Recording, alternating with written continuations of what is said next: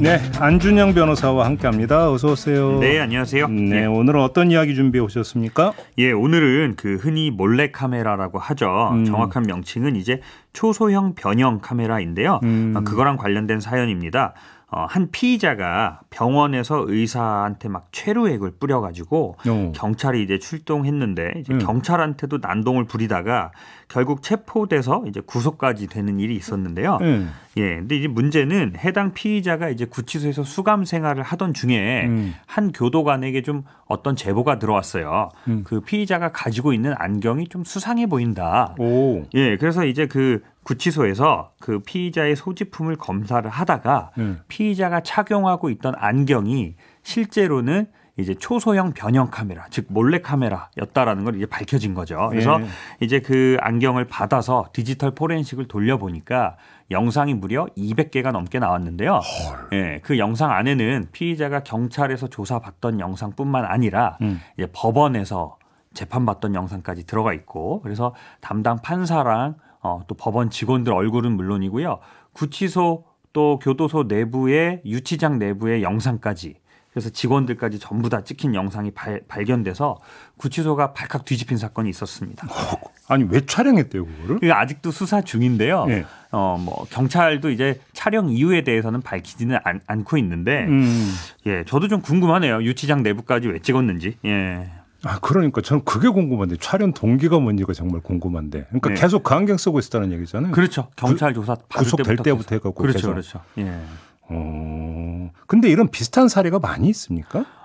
구치소 내부까지 찍은 거는 뉴스로 나온 건 아마 처음인 것 같아요. 왜냐하면 이제 법원에서는 사실 소지품 검사를 입구에서 해요. 변호사들도 하는데요. 네. 사실 법원에서 이루어지는 그 소지품 검사는 이제 금속 탐지기 같은 걸로 좀 총포나 도검이나 뭐 이런 흉기 같은 거, 그런 것들을 이제 검색하는 과정이거든요. 네. 근데 카메라를 적발하는 건 아니고요. 안경이야 뭐 나 눈 나빠서 쓴다 뭐 어쩔 수 없는 거죠. 그렇죠. 그래서 이런 초소형 카메라를 법원 단계에서는 애초에 잡을 수가 없는데, 문제는 구치소에 입감이 되면 그 안에는 어떤 일이 일어날지 모르기 때문에 소지품 검사를 정말 엄격하게 해요. 그러니까 뭐 영화나 드라마에 뭐 보셔서 알겠지만 홀딱 벗겨가지고 다 검사를 한단 말이에요. 그런데 유일하게 구치소에서 반입이 가능한 물건이 안경이었던 거예요. 왜냐하면 안경이 없으면 눈이 안 보이잖아요, 실제로. 그래서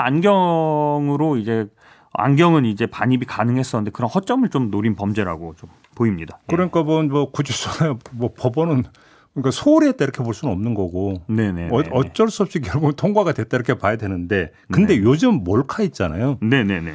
엄청 정밀하고 엄청 정교하다면서요. 그렇죠. 이제 뭐 기술이 점점 발전하니까. 이게 007 영화에서 보던 건 뭐 약과라면서요. 그렇죠. 이제 007 영화 뭐 옛날 영화긴 하지만 뭐 그 영화보다 훨씬 더 영화 같은 카메라들이 많고요. 네. 저도 이제 뭐 직접 가보기도 했는데 아직도 뭐 용산, 뭐 테크노마트, 그리고 이제 강남에 있는 전자상가 같은 데 가면 초소형 카메라들만 모아놓고 파는 오프라인 매장들도 있고요. 더 이제 심각한 거는 뭐 영국이나 중국 같은 이제 해외 사이트에서 각종 초소형 카메라를 모아놓고 파는 사이트가 버젓이 좀 운영이 되고 있고 쉽게 또 직구를 할 수 있습니다. 그러니까 뭐 제가 들은 얘기로는 안경, 그렇죠, 볼펜, 그다음에 상의 단추, 네네. 뭐 이런 것들 카메라 기능이 장착이 된다. 네, 그렇습니다. 뭐 휴대전화 모양으로 생긴 것도 있고 또 시계 안에 또 카메라가 있는 것도 있고요. 최근에 또 재밌었던 사건이 한 유튜버가 지난번 총선 있잖아요.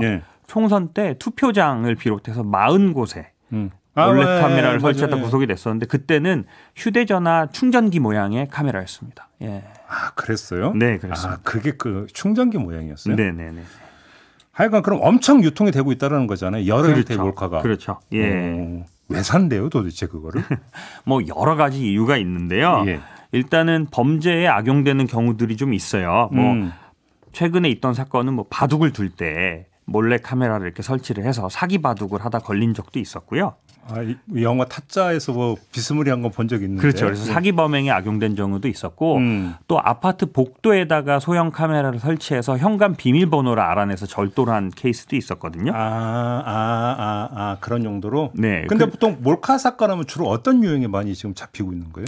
주로 잡히는 건 이제 성범죄가 사실은 제일 많습니다. 예.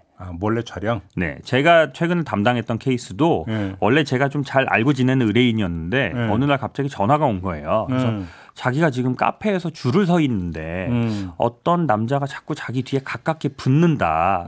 그래서 이상해서 봤더니 그 손에 이상하게 생긴 볼펜을 자꾸 들고 있었다는 거예요. 그래서 제가 빨리 경찰에 신고해서 카페 주인이랑 그 피의자를 현장에서 검거를 했었는데요. 그 나중에 이제 그 피의자의 집에 가서 컴퓨터도 이제 포렌식을 해보니까 무려 그 치마 속 영상이 2,000개가 넘게 나왔던 사건이 있었습니다. 예. 아이고. 근데 이게 문제가 피해자가 누군지도 특정이 안 되는 거예요.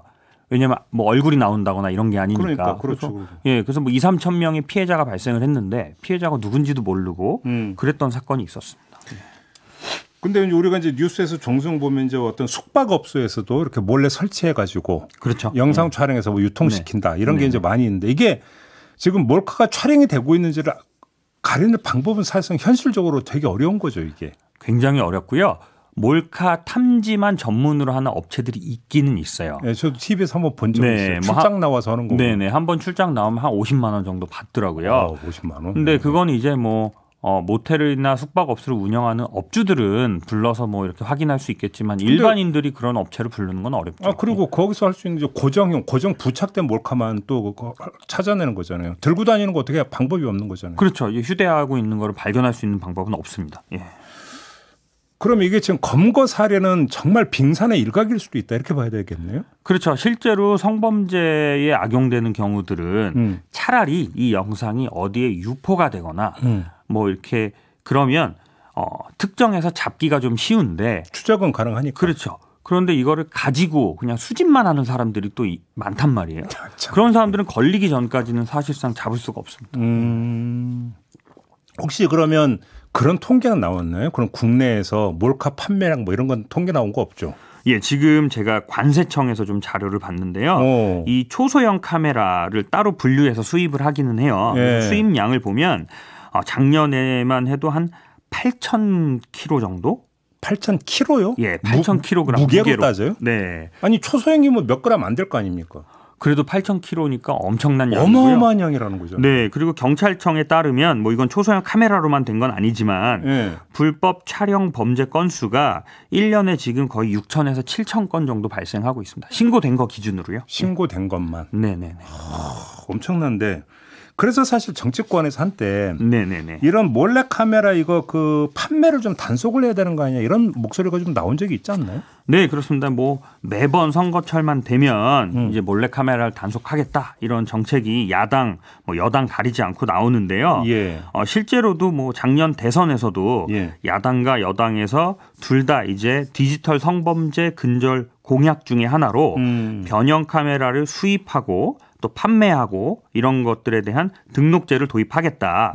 또 이력 정보 시스템 구축하겠다. 이런 공약이 양 당에서 있었는데 실제로는 이행이 되지는 않았습니다. 또 그때뿐이었습니까? 네, 이게 근데 사실은 좀 찾아보니까 국회에서도 굉장히 노력을 많이 하더라고요. 그래서 19대 국회에서부터 뭐 최근 국회까지 계속 매번 회기 때마다 이 초소형 변형 카메라를 단속하겠다라는 입법안이 발의는 됐는데요. 전부 다 이 상임위 문턱을 넘지를 못했습니다. 뭐 발의야 뭐 엄청 되죠. 통과가 안 되니까 문제인 거죠. 네네. 그런데 좀 무식하게 그냥 수입을 막으면 안 되는 겁니까? 일단은 뭐 대형 업체가 대량으로 수입하는 건 규제가 가능하지만 개인들이 직구를 할 수 있어요. 이게 워낙 작고 또 카메라 직구. 자체가 그 수입 단계에서 봐도 카메라인지 아닌지 모르잖아요. 수입 차단 자체가 또 한계가 있네요. 네, 그래서 그렇네. 개인 수입을 다 막을 수 없기 때문에 실제로 이 상임위를 넘지 못한 이유 중에 하나도 실제로 해외 직구를 차단하지 못하는 상황에서 이거를 규제할 경우에 실효성이 많이 떨어진다. 뭐 이런 얘기도 있었습니다. 뭐 법원 만들어봤자 뭐 이제 예를 들어서 어떤 그 뒤로 뭐 수입하고 뭐 판매할 여지는 얼마든지 있으니까. 그렇죠. 그럼 어떻게 해야 돼요? 그래서 뭐 여러 가지 대안이 나오는데요. 제가 생각할 때는 뭐 적어도 뭐 미국 같은 경우에 이제 뭐 총기를 구입은 할 수 있지만 총기를 구입하기 전에 뭐 정신병적 이력이나 범죄 경력을 조회한다거나 뭐 판매하는 사람한테 일종 등록이나 허가제를 운영하듯이 좀 그런 식의 규제가 있기는 있어야 될 것 같아요. 지금은 너무 아무런 규제가 없는 상황이니까요. 판매를 할 때 네. 그러니까 누구에게 판매했는지를 해서 기록을 남긴다든지 그렇죠. 사는 사람에게 이게 악용이 될 수 있는가를 보기 위해서 뭐 정신병력을 한번 뭐 알아본다 이런 거 필요하다. 그렇죠. 근데 그것도 해외 직구로 하면 그건 또 안 되는 거잖아요. 또 그렇게 될 수도 있습니다. 그래서 또 하나 또 다른 대안이 뭐가 있냐면 네. 최근에 이건 미국에서 있었던 판결인데요. 네. 실제로 이런 초소형 카메라를 이용한 성범죄가 발생을 했는데 알고 보니까 그 범죄자가 그거를 미국 아마존 사이트에서 샀던 거예요. 카메라를? 네네. 네. 그래서 이제 법원에서 오히려 아마존에다가 과태료, 손해배상 책임을 인정한 적이 있어요. 이게 그런 판례가 있어요? 네, 미국에서 있었는데 이게 범죄에 악용될 소지가 다분함에도 불구하고 그런 걸 제대로 고지하지 않고 예방하지 않은 판매자에게도 책임이 있다. 이런 판결이 있었습니다. 예. 그런 것도 좀 대안이 될 수 있을 것 같아요. 예. 007 영화 볼 때는 와 저런 것도 있구나 네네. 신기하게 봤는데 지금은 아이고 애물덩어리 그죠? 그렇죠. 이런 거 아니겠습니까? 알겠습니다. 자, 오늘 얘기는 이렇게 마무리하죠. 안준영 변호사와 함께했습니다. 고맙습니다. 네, 감사합니다.